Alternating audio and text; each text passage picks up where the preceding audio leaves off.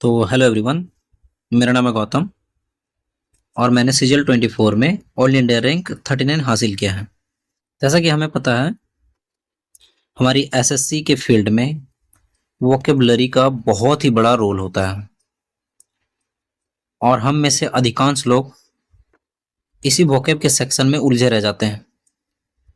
तो आज मैं खुद की प्रैक्टिकल अप्रोच बताने वाला हूँ, इसके थ्रू कैसे एफर्टलेसली और बिना किसी एक्स्ट्रा मेहनत के, बिना रट्टा मारने के तरीके से, सिर्फ लूप मेथड का इस्तेमाल करते हुए पूरी की पूरी black book of English vocabulary को कवर करने वाले हैं, and that too with in 90 days. तो चलिए देखते हैं हमारी approach without any further delay. और हाँ, मैंने यहाँ पे जितने भी वर्ड्स लिखे हैं, एफर्टलेसली, लूप मेथड, पूरी बुक नहीं पढ़नी है। मैंने यहाँ जितने भी वर्ड लिखे हैं इस तरह के, सभी सेलेक्टिवली और प्रैक्टिकली होके लिखा है। हर एक वर्ड वर्थ इट है यहाँ पे आने के लिए। और मैं जो यह मेथड बताने जा रहा हूँ, तो जिन्हें इस ब्लैक बुक के बारे में मालूम नहीं है, वो यदि किसी अदर वोकेबलरी बुक को फॉलो कर रहे हैं, तो इस अप्रोच को फॉलो करते हुए आप उस बुक को भी एफर्टलेसली कवर कर सकते हैं। फिलहाल मैं यहाँ ब्लैक बुक को रेफर करते हुए चल रहा हूँ, तो देखते हैं इसमें क्या क्या होता है। OWS, इडियम फ्रेजेस, सीनो एंटो, होमोनिम्स, होमोफोन्स, फिक्स्ड प्रीपोजिशन, ये सभी चीजों को स्किप किया जा सकता है। लेकिन उससे पहले ये देखते हैं कि ये लूप मेथड होती क्या चीज है। हम एक उदाहरण के साथ समझने वाले हैं। जैसे यहाँ पे उदाहरण लिया मैंने वन वर्ड्स सब्स्टिट्यूशन का। लेकिन इस लूप मेथड पे आने से पहले हमें ये देखना है कि क्या क्या पढ़ना है और क्या क्या स्किप करना है। जैसे कि ये रही वन वर्ड सब्स्टिट्यूशन। इसे तो यदि अभी किन्हीं का रिसेंट में एग्जाम हो या फिर वो रेगुलर मॉक देते हैं और मॉक में स्कोर बढ़ाना चाह रहे हो, तो टॉप 200 ऐसे जितने भी हैं, पार्ट 1 या फिर part A, part B, part C, part D, E, इन सभी में से जितने भी टॉप 200 मोस्ट रिपीटेड हैं, उन्हें कवर कर लें, तो उनके मुख में उन्हें अच्छे स्कोर दिख सकते हैं। ये रही top 100 synonyms, top 100 most repeated synonyms. इस तरह के जितने भी हाईलाइटेड किए हुए हैं, उन सबों को कवर कर लें। उसके अलावा हमें क्या नहीं पढ़ना है वो देख लेते हैं। वो WS, इसे इग्नोर नहीं कर सकते हैं। इडियम फ्रेजेस पढ़नी है, साइनो एंटो पढ़नी है, लेकिन क्या ये सभी पढ़ने नहीं? ठीक है, सिर्फ A1 A2, B1 B2, C1 C2 and all synonyms asked in SSC exams. जैसे यहाँ है ना, all idioms and phrases asked in SSC exam, all one word substitutions asked in SSC exam, इन सबों को पढ़ना है। उसी तरह से जहां भी आपको देखिए all antonyms asked in SSC exam, या फिर ऑल लगा के कोई टर्म दे दिया रहे आस्क्ड इन SSC एग्जाम, तो इसे मस्ट है कवर करना। बाकी को आप छोड़ते हुए चल सकते हैं। इतने ही पढ़ने हैं, मेरी मानो तो इतने काफी हैं, मोर देन एनफ है। काफी नहीं, मोर देन एनफ है। ये रही होमोनीम्स एंड होमोफोन्स। इसे अक्सर लोग स्किप कर देते हैं, लेकिन ध्यान देना, ये मोस्ट इंपॉर्टेंट टॉपिक है वोकैब सेक्शन के, और आजकल ये टॉपिक हाईली ट्रेंडिंग है, इसलिए इसे ट्रिपल स्टार मानते हुए फोकस करते रहना है, ठीक है। और स्पेलिंग की, पहले तो हमें टॉप 200 मोस्ट रिपीटेड को कवर करना है, उसके बाद all spelling questions asked in SSC exam पे आनी है। प्रैक्टिस क्वेश्चन आप मॉक से कर सकते हैं, इसे यहाँ पे फॉलो करने की जरूरत नहीं है। और रही बात फ्रेजल वर्ब, फिक्स्ड प्रीपोजिशन, इसे करना है, बस यही दोनों को करना है। बाकी के इन तीनों को स्किप कर देना है। क्लियर? और appendix, that is special words, इसे तो आप पूरी की पूरी इग्नोर कर दे सकते हो, लेकिन मेरी मानो तो आप फोबिया और मेनिया, सिर्फ यही दोनों को कवर कर लेना है। और यदि ज्यादा जानना चाहते हो तो सिर्फ फाइल तक, words with root of file, ठीक है। बाकी को आप इग्नोर कर देना। अब बढ़ते हैं हमारी मेन अप्रोच की ओर, दैट इज लूप मेथड, ठीक है। हम लूप मेथड में किस तरीके से पढ़ाई करने वाले हैं, एक बार उस पर नजर डालते हैं। जैसे कि मान लीजिए हम वन वर्ड्स सब्स्टिट्यूशंस पढ़ने वाले हैं और आज ही हम इसका शुरुआत करने जा रहे हैं। तो फर्स्ट डे हम क्या करेंगे कि ऐसे एक एरो लगाएंगे, लिटरली एरो लगाने हैं पेंसिल से, ठीक है। फर्स्ट डे इसे कवर करेंगे और इसे कवर करने के बाद हमें जो जो टफ वर्ड्स लगेंगे उसे हाईलाइट करना है, एन सर्कल करना है या फिर स्टार मार्क करना है। Clear? Day 1 and at the same time first page को कंप्लीट करने के बाद OWS के सबसे लास्ट पेज पे चले जाना है और सबसे लास्ट पेज पे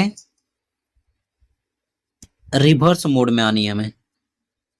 ये रही रिवर्स मोड, इधर से चलना है, इस पेज को कंप्लीट कर लेना है और यहां भी वही फॉलो करना है, सर्कल करना है, स्टार करना है या फिर को टफ वर्ड्स को हाईलाइट कर देना है। ध्यान रखना है हम लूप मेथड को कंप्लीटली डिस्क्राइब करने जा रहे हैं और लूप मेथड का इस्तेमाल होगा इसके नेक्स्ट डे से। अब इसके नेक्स्ट डे क्या करने वाले हैं हम, क्योंकि हमने हाईलाइट किए हैं कुछ वर्ड्स को, तो पहले तो हाईलाइट वर्ड को रिवाइज करेंगे, उसके बाद सेकेंड डे में इसके नेक्स्ट पेज पे चलेंगे हम। यहां से ये रही नेक्स्ट डे, सेकेंड पेज और at the same time second last page भी कवर करनी है और इसके साथ साथ हाईलाइट करना बहुत जरूरी है। हमें अदर वर्ड्स पे कमांड तो है, बाकी हाईलाइटेड किए हुए वर्ड्स पे कमांड बनाने की आवश्यकता होती है, इसलिए हमें वर्ड्स को हाईलाइट करने की नीड होती है, ठीक है। और थर्ड डे हम क्या करेंगे इस लूप मेथड में, फिर से ये सेकंड पेज थी तो हम थर्ड पेज पे चलेंगे इधर से मार्क करते हुए and the third last page पे भी चलेंगे ऐसे मार्क करते हुए।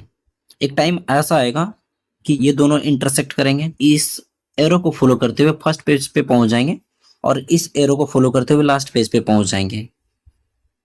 मतलब हमने एक बार में पूरी की पूरी OWS पढ़ ली कंप्लीट रिवीजन के साथ। I mean, एक बार आद तो की हमने प्लस एक बार रिवाइज भी किया हमने और हमें पता भी नहीं चला कि रिवीजन कब हो गई।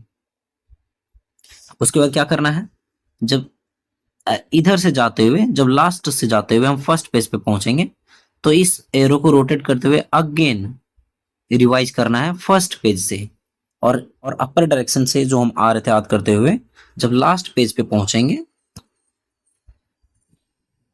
जब यहां पे ऐसे पहुंचेंगे तो उसके नेक्स्ट डे ये जो एरो रहेगी वो इस डायरेक्शन में चेंज हो जाएगी और फिर से यहाँ पे लूप मेथड रिपीट होने लगेगा और खुद व खुद हमारी जो OWS है हम लूप मोड में रिवीजन प्लस आद करते हुए चले जाएंगे, ठीक है। इसमें होगी क्या, हम सर्कल कर रहे हैं, स्टार कर रहे हैं, तो लूप मेथड में इसे रिवाइज कर रहे हैं, प्लस में आद कर रहे हैं। तो ये मेथड ऐसा है कि आपको एक्स्ट्रा एफर्ट लगाने की जरूरत है ही नहीं, क्रैम करने की जरूरत भी नहीं है, रट्टा मारने की जरूरत है भी नहीं। आप एक वर्ड को एक बार कंप्लीट करने में दो बार देखोगे या फिर सर्कल करने के साथ ही आप उसे एक बार सिर्फ ओवरव्यू करते हुए आगे बढ़ोगे तो आप ऑप्शन के साथ एग्जाम में क्वेश्चंस कर जाओगे और इसका फायदा आपको मॉक टेस्ट में ही दिखने लगेगा, ठीक है। लूप मेथड है कुछ नहीं, बस यही है, फर्स्ट से चलना है and at the same time हमें लास्ट से भी याद करते हुए चलना है और रुकना नहीं है। जब फर्स्ट डायरेक्शन से आते हुए पूरी OWS कंप्लीट हो जाए तो कंप्लीट होने के बाद ये नहीं सोचना है कि हमने पूरी की पूरी पढ़ डाली, नहीं, जब तक कि आपका रिजल्ट नहीं हो जाता ऐसे लूप मेथड में इसे पढ़ते ही रहना है। यदि आपको all OWS screen SSC exam पे कवर हो जाए तो आ जाना है आस्क इन अदर एग्जाम, यदि उस पे कमांड पूरी तरह से हो जाए तभी आना है, वरना नहीं आनी है इधर, क्लियर।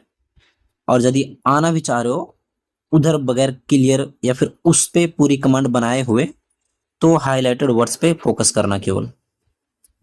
ये ऐसे वर्ड्स होते हैं जो बहुत ही बार पूछे जा चुके होते हैं और हाईली चांसेस होते हैं कि इनका भी क्वेश्चंस हमें दिख जाए हमारी SSC एग्जाम्स में, ठीक है।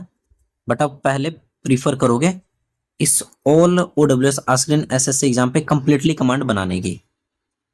अब हम आगे देखते हैं इडियम एंड फ्रेजेस को, जिसे लोग बहुत ही डिफिकल्ट टॉपिक मानते हैं। मैंने भी माना था ये डिफिकल्ट है, और मैंने इसे सेग्रीगेट प्लस लूप मेथड का इस्तेमाल करके कवर किया था। सेग्रीगेट का मतलब होता है इतने बड़े टॉपिक को दो टुकड़ों में बांट देना। जैसे कि इसमें टोटल हमारे पास 1791 इडियम्स एंड फ्रेजेस थे, तो एक बार में इसे याद करना लगभग पॉसिबल नहीं था। ठीक है, मैंने इसे दो पार्ट में बांट रखा था खुद से। किस तरह से? एक तो इधर से आते वक्त पेज 1 से, और दूसरी इधर से जाते वक्त पेज 1074 से। ठीक है, आई मीन ये इडियम एंड फ्रेजेस का पार्ट 1 था, and at the same time part 2 भी मैंने क्रिएट कर रखा था 1075 क्वेश्चन से, दैट इज पेज नंबर 138 से। एक मैंने इधर भी एरो दे रखा था, और एक दे रखा था मैंने सबसे लास्ट पेज से इस डायरेक्शन में। दैट इज हम एक दिन में इडियम एंड फ्रेजेस को दो पार्टों में बांटने के बाद कितने कवर कर रहे थे, आप काउंट कर सकते हो। हाँ, मैं मानता हूँ ये टाइम टेकिंग हो सकती है, बट एफर्टलेसली आप कवर कर रहे हो इसे। इसमें ज्यादा मेहनत देने की जरूरत नहीं है, बस थोड़ी ज्यादा टाइम देने की जरूरत है। सिर्फ ओवरव्यू करते हुए चलना है, क्योंकि आप जब इसे लूप में करोगे, मल्टीपल टाइम इन सर्कल करने के बाद रिवाइज करोगे, तो ये खुद ब खुद आपको ऑप्शंस के सहारे एग्जाम में दिखने लग जाएंगे आंसर। ठीक है, इडियम एंड फ्रेजेस को इजीली कवर करने के लिए इसे दो पार्ट में सेग्रेगेट करना बहुत जरूरी था मेरे लिए, और मैं आपसे भी यही एक्सपेक्ट करूंगा कि इस पे कमांड बनाने के लिए आप भी इसे सेग्रीगेट करेंगे, प्लस में लूप मेथड में यूटिलाइज करेंगे। अब आगे देखते हैं स्पेलिंग एरर को, जिसमें बहुत ज्यादा कंफ्यूजन होता है। स्पेलिंग एरर पे कमांड कैसे करें और स्पेलिंग एरर को याद कैसे करें, I mean spelling error, words के स्पेलिंग को याद कैसे करें। देखते हैं कैसे याद करते थे हम। एक दिन में एक पेज को कवर करना for spelling next to impossible मेरे लिए था, क्योंकि और भी चीजें हैं भाई। तो इसमें कितने सारे सेक्शंस बटे हुए हैं, एक इधर, 2, 3 और ये रही 4। तो एक दिन में दो सेक्शंस को तो याद किया ही जा सकता था। नहीं याद कर सकते तो ठीक है, एक दिन में एक कर सकते हैं। हमारे पास एक दिन का टाइम कम है, बट एग्जाम तक के टाइम तो ज्यादा है ना। मैंने 90 दिन का टारगेट रखा है इस पूरी बुक को कंप्लीट करने का, तो ये 90 दिनों में पूरी की पूरी कमांड हो जाएगी with multiple times revision. Revision मैं क्यों कह रहा हूं, वही लूप मेथड, वो लूप आपको मल्टीपल रिवीजन करवाएगा बगैर आपको इन्फॉर्म किए। तो स्पेलिंग एरर को कैसे करना है, मैं एक क्वेश्चन लेता हूं आपको मॉडरेट को, तो इसे रट्टा मार के नहीं, लिख के याद करने की कोशिश करना था हमें। लिखते हैं ACCOMMODAT, तोड़ दो, लिखने के बाद तोड़ दो, अक्को मो डेट। अब स्पेलिंग भी इजीली याद हो जाएगी। अक्को से ACCO लिखोगे आप, मो इसमें याद करने की थोड़ी सी जरूरत पड़ सकती है, MMO एंड DAT। ठीक है, स्पेलिंग को लिख लिख के याद करना है, और उस पर थोड़ी सी ऑब्जर्वेशन करना है कि कहां से ब्रेक करके इजीली इस पे कमांड पाया जा सकता है। ठीक है, जैसे होता है एक वर्ड थी रेस्टोरेंट, इसे मैंने ब्रेक किया तो मुझे क्या दिखा पता है, रेस्ट और अंत। देख रहे हो, रेस्ट और अंत, रेस्टोरेंट। क्लियर है ना। तो थोड़ी सी ऑब्जर्वेशन आपको करनी है एक वर्ड पे कि इसे किस तरह से ब्रेक करके सेग्रीगेट करके याद किया जा सकता है, और थोड़ी सी लिख लिख के भी याद करने पड़ेंगे आपको, क्योंकि मैंने कहीं सुना एक बार लिख के याद करने का मतलब होता है आपने 10 बार रट्टे मार के याद किए हैं। तो ज्यादा कोशिश करिएगा कि इसे लिख लिख के याद किया जाए स्पेलिंग एरर का। ठीक है, होप आप इसे फॉलो करेंगे। और उससे भी ज्यादा इंपॉर्टेंट है कि इनमें बहुत सारे सेक्शंस दिए हुए हैं ब्लैक बुक में। E1 है एंड E2 है। E1 है कि टोटल वर्ड्स दिए हुए हैं सारे जो SSC ने पूछ रखे हैं, एंड E2 क्या है, टॉप 200 रिपीटेड। तो मैंने अभी कुछ देर पहले बताया कि आप मॉक तो जरूर लगा रहे होंगे और मॉक में आप अच्छी स्कोर की उम्मीद भी कर रहे होंगे। तो सबसे पहले टॉप 200 रिपीटेड पे कमांड बनाने की कोशिश करिएगा, ठीक है, क्लियर। देखिए ये रही E1। तो E1 को एक दिन में पूरी की पूरी पेज कवर करना एक डिफिकल्ट टास्क है, लेकिन यदि इसे भी सेग्रीगेट कर दिया जाए यहां से यहां तक डे 1 के लिए और यहां से यहां तक डे 2 के लिए, तो याद करना थोड़ी सी आसानी रहेगी ना। और है ही कितने पेज, 479, 93, 14। लगभग यदि हम एक पेज को 2 दिन दें तो 14 पेज को 28 डेज में कवर किया जा सकता है, कोई दिक्कत नहीं है। 28 डेज भी नहीं तो 56 डेज लगेंगे ना, लूप मेथड में आप यदि फॉलो करोगे तो भी 90 डेज के अंदर में ही आप इसे कंप्लीट कर लोगे, ठीक है। अब आती है हमारी मोस्ट इंपोर्टेंट टॉपिक, जिसे कई लोग इग्नोर कर देते हैं और ये सोचते हैं कि इससे क्वेश्चंस नहीं आते, लेकिन ये one of the most important topics है, ठीक है। लेकिन इसे कैसे याद करना है उसे भी हम देखने वाले हैं। इसे याद करने के लिए भी आप लिख लिख के कोशिश करेंगे सेम स्पेलिंग की तरह, क्योंकि आप प्रोनाउंस सेम कर रहे हैं बट स्पेलिंग इसके अलग अलग होते हैं, तो ध्यान रखना पड़ेगा। इसमें लिखते वक्त ही ऑब्जर्वेशन दिख जाती है हमें, अबैट एंड अबेट सेम दिख रही है ना, तो कंफ्यूजन दूर हो इसके लिए लिख लिख के याद करना पड़ेगा हमें इस होमोनिम्स और होमोफोन्स को। और इसमें भी आप लूप मेथड इंप्लीमेंट कर देंगे। एक बार आप फर्स्ट पेज पे चलेंगे और मैं इसमें ये भी बोलूंगा कि आप एक दिन में सिर्फ इतने ही पढ़ें, ठीक है। पूरी की पूरी पेज पढ़ने की जरूरत नहीं है, क्योंकि एक क्वेश्चन पे या फिर एक नंबर पे हमें 2 या 3 वर्ड्स दिख सकते हैं, तो 2 या 3 जितने भी दिखें सभी पे कमांड बनानी बहुत जरूरी है। तो एक दिन में आधे ही फॉलो करें और एक लास्ट से भी लूप मेथड का रूल, एक लास्ट पेज से भी बस आधे ही करने हैं, लास्ट पेज से भी, ठीक है। और इसमें लिख लिख के याद करने हैं, क्लियर। तभी होमोनिम्स और होमोफोन्स पे कमांड बनेगा। और भाई मैं फिर से इंसिस्ट कर रहा हूँ इस पर ज्यादा फोकस करने की, क्योंकि कई लोग इसको इग्नोर करते हुए चलते हैं, जबकि इससे डायरेक्ट क्वेश्चन दिख जाते हैं हमें एग्जाम में। यदि यकीन ना हो तो आप रिसेंट के मॉक देख सकते हो। और मॉक का मतलब, मेरे यहाँ मॉक से कहने का मतलब सेक्शनल मॉक टेस्ट, इसे ज्यादा से ज्यादा प्रीफर किया करें, क्योंकि फुल मॉक देना हो सकता है टाइम की अभाव हो, टाइम की कमी हो, बट सेक्शनल में आपके पास टाइम की कोई कमी नहीं होगी। आप इसे 10 से 12 मिनट में निपटा सकते हो। इंग्लिश को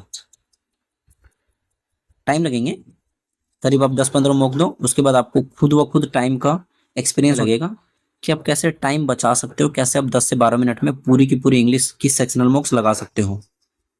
और आप इतने एक्सपीरियंस हो जाओगे और जब मार्क्स आने लगेंगे तो आप देखना आप एक मॉक में नहीं रुकोगे, आप डेली कम से कम आप 2 सेक्शनल मॉक्स जरूर लगाओगे मेरी तरफ। मैं भी लगाता था।